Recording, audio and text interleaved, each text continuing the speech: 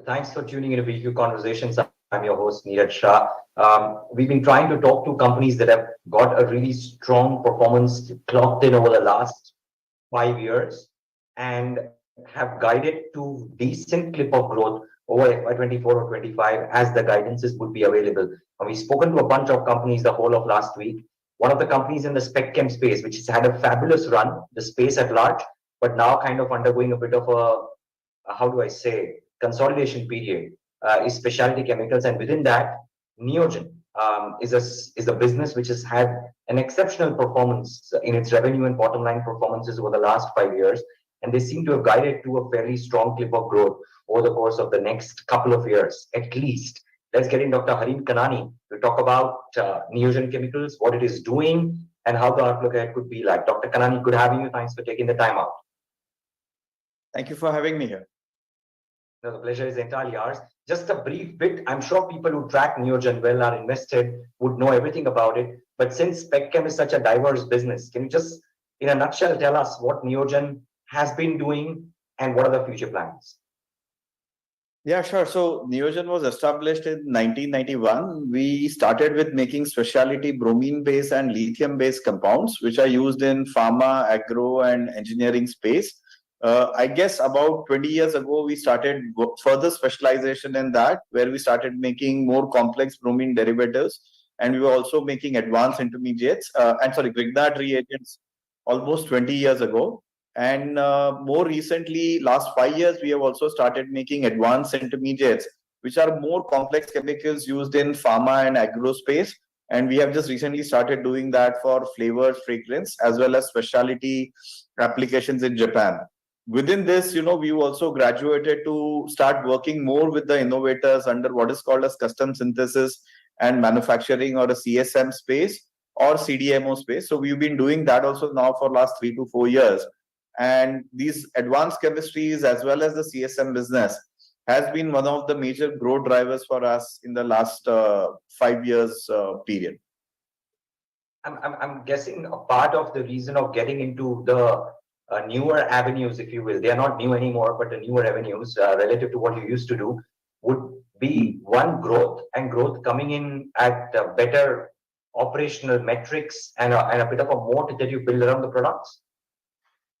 So, actually, like if you look at Neogen's 30 years history, I mean, we've done really well where we have done innovation. And in the beginning, in the 1990s, India, pharma and agro manufacturing, API manufacturing was in the infancy. So the demand for the bromine derivatives was not so high. Then we started making some more complex. And then I think around 99, when the economy opened up, we were basically, trying to get part of the international value chain and started making more and more complex derivatives. What we felt that by 2016, we had kind of caught up to the world. So we had competitors in Japan, in Europe, and in China. So we were basically making one of the broadest range of bromine derivatives already. We also saw that the market needed, so the pharma and the agro industry needed that. They just didn't want a simple bromine derivative, but they wanted more and more complex derivatives so that they can do the final regulatory control stages. So I think it was just basically responding to this requirement. Also, when we are thinking of being able to innovate, so we look at where is the potential to innovate more. So when you think of a bromine derivative or a lithium compound, it's just a one-stage, two-stage reaction, relatively simple. In that also, we manage some innovation. But we felt that when we do more complex derivative, the ability to innovate really increases, and that's where long-term value can get created. So I think it was mostly driven from that, where we are doing something new.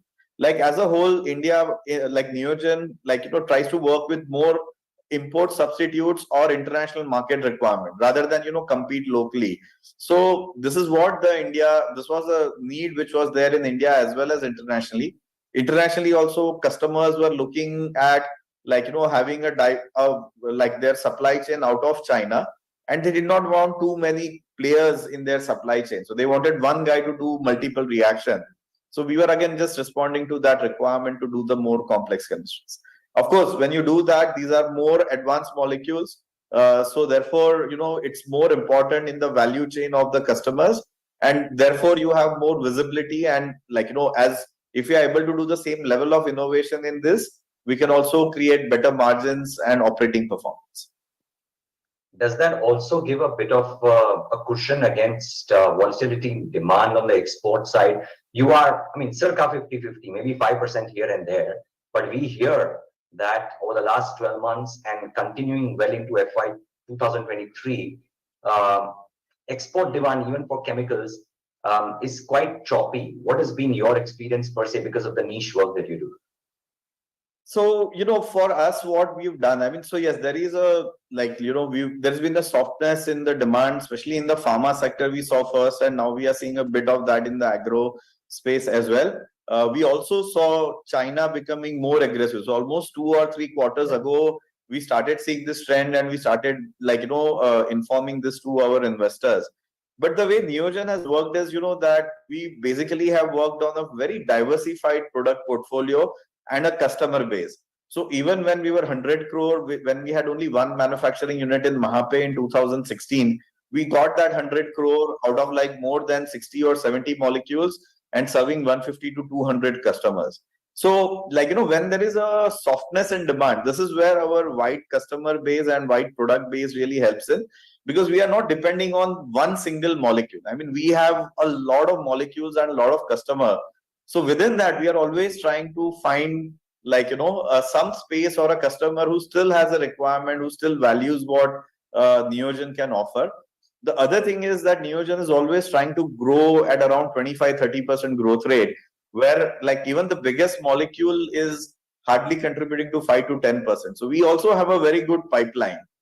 Just to kind of give a case in point, when we were expanding in our Dahej facility, we had basically made 5 business plans. One where the entire facility will be completely utilized by completely new molecules, and one business case was where it is completely with the existing molecules. Of course, the reality is a mix of the two. But this, having these options, I mean, we paid in terms of our longer inventory cycle, non-efficient working capital cycle, but the benefit is that we can sustain the growth, and that is what, for example, allowed us to grow from 110 crores revenue in FY17 to almost 330 crore revenue by 300 crore revenue by FY20.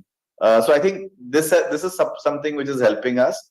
But of course, we are part of the industry, and when our customers are having less demand, we have to work that much harder, and we have to compete that much more aggressively to basically continue our growth momentum. Got it. And as I understand, and as my analyst tells me, that while on the organic side, you're doing all the bromine-based derivatives and the CSM projects being increased because of the good price per molecule, the exciting piece, or one more exciting piece, is something around lithium, around electric vehicles, maybe, or battery manufacturing, which I believe you are undergoing a current capex on. Can you talk a bit about that? Sure. So, to me, we always are looking at how we can utilize our expertise in chemistry for more applications. So our decision to go into advanced intermediate and CSM was basically leveraging the experience we had in organic chemistry in bromine-based, Grignard-based compounds. On the same line, we were constantly exploring where our lithium expertise can be used. So we've been using lithium for almost last 30 years. Since 1991, we were the biggest user of lithium carbonate in India and specialty lithium manufacturer of specialty lithium derivatives. Although we had diverse industries and diverse set of customers, when EV started becoming popular way back in 2018, Neogen started looking, hey, this is going to be a very cool area for us to apply our lithium expertise. And so what can Neogen do there? So we had been kind of researching, okay, what are the chemicals involved in EV space, battery materials, and where is the right fit with Neogen? Fortunately for us, during COVID times, India picked up on the ACC. After the ACC PLI scheme, Indian manufacturing of EVs was becoming more and more popular, and now even cell manufacturing is going to start by 2024-25. So in preparation of that, we found electrolytes as one area where we have a very good match with whatever our expertise is and what we've been doing. And we already have a small facility from where we can give trial electrolytes to a lot of customers. And more recently, we announced, last year, we also announced to set up a demo facility for making electrolyte salts and electrolyte, and as well as electrolytes. So these are coming online in next couple of months. And with this, we will be taking care of the initial demand on India, but also with the electrolyte salts, we can also take care of the international markets.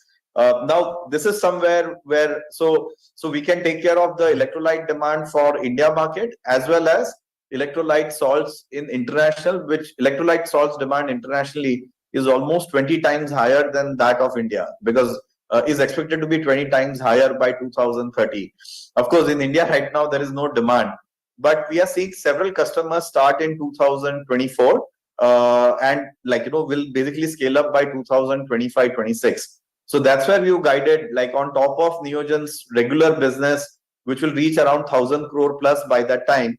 Even our battery materials will scale up really fast, and we can reach almost 1,000 crore plus kind of a revenue in next by FY26 or FY27. So we are really excited by that.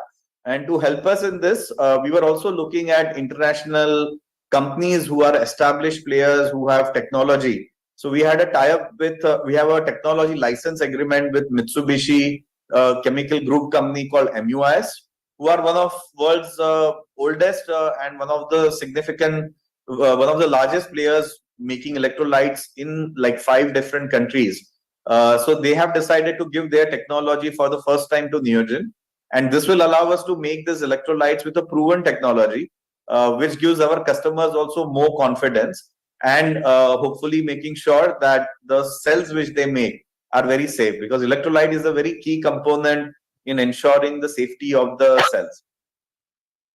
Most certainly. Thank you. Thank you. That's really informative. So a couple of questions, and I have some questions on the numbers too per se. But first, a couple of questions. I understand, as I speak to other people, that the demand for the lithium-based products in India is not the strongest as yet. When do you expect that to show some meaningful numbers? And until then, is the international demand strong enough to help you take care of your capacity utilization levels in the capacities that are starting? Sure. So, in India, like as part of the ACC PLI scheme, India has awarded contracts to people to make up to 50 gigawatt hours of batteries. Now, a 50 gigawatt hour of batteries would essentially mean about 50,000 metric ton of electrolyte, approximately, depending on the battery chemistries which come into play. And that would translate into a demand for around 7,500 metric tons of electrolyte salts, because electrolyte would contain somewhere between 10 to 15% of electrolyte salts. Now, 2024, they will start. Now, there are 3 PLI recipients, and there are more than another 3 to 4 non-PLI recipients who have also announced their plans to set up these giga factories, which are all starting in 2024-25. And most of these guys will have a start in 24 or 25, and then at least a 5 times to a 10 times scale up in 2025-26.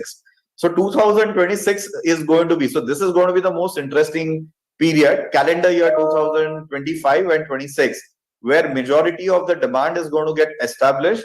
And let's say, I would say buyers and sellers both will exist, and the lithium and battery material market space will exist, because as of now, there's very limited demand here for lithium and battery materials. Now, against this demand of 50,000 plus, so 50,000 is just the PLI demand. On top of that, you'll have a non-PLI people also. And by 2030, we expect this demand to be at least 160 to 200 gigawatt hours, which will basically translate into 150,000 metric ton to 200,000 metric ton. Now, in contrast to this, like what's the capacity which Neogen has announced? So we are just starting with 1,000 metric ton electrolyte and 400 metric ton electrolyte salt plant. So this will be just a demo facility to take care of the demo plants of my customers. So we'll be way ahead of our time. Our primary market or our projections are just based on the India demand. So that's why the projections are for, FY26, FY27, where majority of this demand will take place. So far, we have announced just 10,000 metric ton out of that 50,000 PLI requirement by 2028, or let's say 150,000 metric ton demand. So it's a very small portion. And even if we get like even a 20-25% market share, we feel we should be able to fully utilize this by FY27. Now, while we are waiting for the India market to come, the salt capacity which we are making will be basically used for the international market. So that's where, so again, it's international demand is not part of our business plan yet, but we will utilize this time where we have to basically test the international market. If we are successful, then it becomes one more growth opportunity for us beyond what we are doing for India. But is the feedback that the products, I mean, I'm sure they will be competitive, but will they be competitive at the right price on the international market for you to make decent margins, if not optimum margins, on this capacity in the international market? Yeah, so as I explained, electrolyte market is in India, and in India there are many modes we have, like because electrolytes have to be made locally. Now, for the international market, we are only targeting the salt. And right now, there's almost 90-95% of the salt is made in China. There's only small plant in Japan and Korea which has this electrolyte salt manufacturing. Now, because of IRA, the world is looking for a non-China based salt desperately. So they want to have a non-China supply chain. Of course, India still doesn't qualify because India doesn't have an FTA. But we recently also entered like a critical mineral treaty in US. So hopefully we are on that path where India also gets approved. But at the same time, the world is looking for a China plus one option for the salts also. And I think, we are one of the earliest ones. So look, we are going to try in the international market to compete against the Chinese. There is a strong need to diversify from China, and we offer a very good technology base with like 30 years of experience in lithium sourcing, which is found very attractive. Some of the people whom we talk to, the international electrolyte producers also have shown a positive interest. But once the demo facility starts, we will give it a try. In case, worst case, like again, it's not part of our business plan, right? So this is going to be an add-on if we are able to succeed. Our existing business plan is electrolytes, and there the salts, because you only use 10-15%, even if you are like 10%, 15% more expensive, at an electrolyte level, it will be only $1 or something like that more, which we can basically make up very easily with our local presence and the logistical advantages that we have. So therefore, current plan of what we have for electrolytes for India, we are very confident. And like just the time till India starts fully, we are going to explore the international market and see whether we have growth potentials there as well. But so far, we have seen a very good interest. Now we have to prove with the cost. So we are waiting for our first demo plant to start, where we will also have, so whatever we've seen in our lab, can we reproduce that at a commercial level? Because this is fairly complex, requiring very high purity. So whether we can get the same purity with the same cost is what we are basically waiting to find the answer. That's very candid, and thank you so much. Lovely listening to that answer. Just one quick question. Grapevine has it that the Japanese and the South Koreans are actively talking to Indian specialty chemical companies for the very reason that you said, which is sourcing beyond China for the products that you're talking about. Have you seen heightened interest from that region? Yeah, I mean, we've been working and talking to them for almost last 3.5 years. We've been talking to many players there because they've been wanting to decouple from China. And yes, two things. I mean, one, India starting their own production. So we were talking to them even when there was nothing happening in India. And the first response was, oh, batteries can't be made in India and EVs will take a long time in India. It's going to be only two-wheeler market. But we kind of overcame that, by constantly educating them, by informing them of the developments which are happening. And yes, the IRA has further heightened this requirement and the interest. So we continue to talk to them. There are many opportunities in front of us. And again, our focus remains the electrolyte in India, but we keep exploring other options as well. Okay. I understand that while you must be in the midst of a silent period, so talking too many numbers is difficult. So I want to ask you about how Q1 has gone by. But I'll definitely want to ask you before we wrap up this conversation. about the longer term numbers that you briefly alluded to. Now, I heard you say, and please correct me if I'm wrong, that from the current 700 odd crore revenue that you had in FY23, you hope that by FY26, you touch 1,000 crores without the new business in the Yes. existing business, which is the broken-based businesses. And Hmm. by FY27, if all goes well, you add another 1,000 crores to the top line from the new business. Is that math correct? You touch about, if everything goes well, about 2,000 crores by FY27? Yes, so that's the numbers it's there on our investor presentation on our website as well. So what we have said is by FY25 or FY26, whatever capex which we had undertaken in our regular business, as well as our recent acquisition of Livent's India facility called Bewley Chem, those will be like fully utilized. So on that full utilization, we expect between 950 to 1,000, 900 to 1,050 crore kind of a revenue. This range is mainly basically driven by lithium price volatility because lithium prices have been very volatile. So depending on where the lithium prices are, we will touch between 900 to 1,050 crore in our existing business by FY 25-26. And hopefully by FY 27, we'll have maybe further growth on that.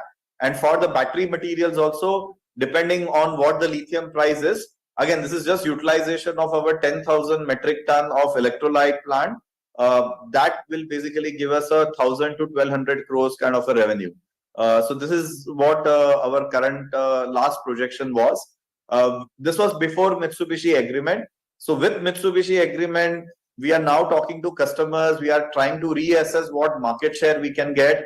Also, our customer requirements for electrolytes will become more clearer. So we said that, in next 1 or 2 quarters, so let's say before December, we'll have the design from Mitsubishi, we'll have more better idea on the capex, as well as better visibility from our customer. So we'll take a view because the Mitsubishi agreement is for a 30,000 metric ton electrolyte.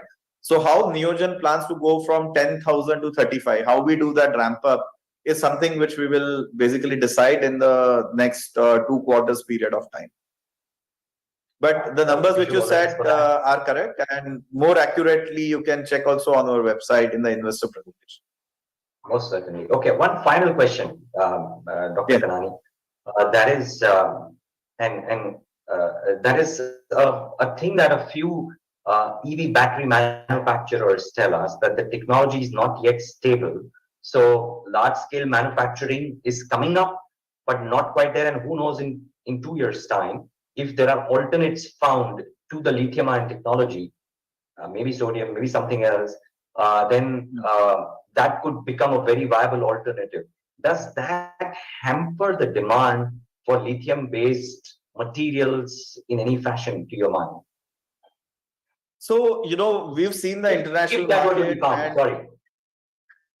We've seen the international market, and in the international market, what we've seen is that any new technology takes time. I mean, the way it gets done is that somebody will first use it in the select market on a select model. Then it becomes popular in a country, then it moves to other country, and then the entire supply chain of that has to happen. So something like this doesn't happen. I mean, normally whatever major change in the electrolyte technology which people are expecting is like not before 2030, especially from the EV point of view. Also, as long as you require an electrolyte, maybe the formulation or the additives in electrolyte can keep changing. But we feel that, there's really constant demand for lithium and battery materials. Also, the facility which we are using can also be used for sodium ion, like the electrolyte mixing technology remains the same. And even the salt manufacturing can remain the same with the same tweak. So in some sense, it will be like a multi-purpose facility with some modifications we can easily use for other chemistries.